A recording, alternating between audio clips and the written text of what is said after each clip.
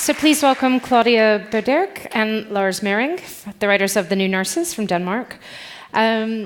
Such a fascinating idea, this, especially in our moment right now, to look at gender norms, gender equality by looking at male nurses from the 50s. So where did you hear about this story? Were you looking for it? It was actually a little bit about a coincidence. We was looking at the net about hospitals and in the 50s, and and then suddenly this story popped up, and I'd never seen this story before. I never heard about this experiment, and I thought this was actually something really new and fresh, and yeah. Yeah, and we felt that it was actually interesting that we could talk about gender and prejudice and stuff like that from a different angle than we are used to. So we were hooked when we just read about this experiment that took place in real life in Denmark at the main hospital, and we felt this is new and fresh and interesting. And it really is, and it feels so relevant. Exactly. Even though it's set in the 50s. Yeah. So from that sort of fact about the experiment, how did you develop some of these main characters? I think that we want to make a show about the, prejudice and stubborn point of views that prevent us from innovation and from moving forward and from equality. So we looked at different. It's not only gender discussion, but it's all kind of prejudice and all kind of old rules that has to be pushed towards. So we made stories about new thinking. And, it's also about class. Exactly. It's about class as well. Yeah. Interesting. Yeah. And how do you two write together? How does the process work?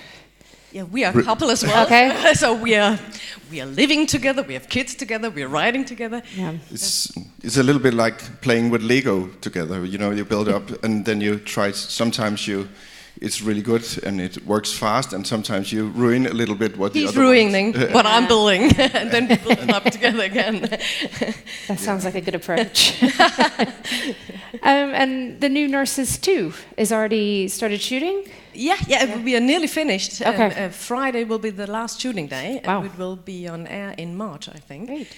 So can you tell us anything about how the story or the characters move ahead in the second season? In a way, you could say that they have, in the first season, it have been more hidden what they try to change, and in the second season, it's a little more about. It's, for instance, about Anna's want to make a student association, and how try to change stuff a little more open. But it's still about, even the patient cases is about prejudice. There is, for example, a young guy, and he's not capable of reading. Because of that, he is declared that he's stupid. So they want to sterilize him because he shouldn't have kids and stuff like, to look at the human point of view. We try to make some new cases. And what's the response been in Denmark to this? And I was wondering if you've heard from any male nurses today. We've actually been surprised about how much they liked it. Okay. And we was really afraid of that. Was everything right? And did they say and took the instrument right? But we have only had really good response on it. But we had a lot of research up front to make sure that things right. are not doing something wrong.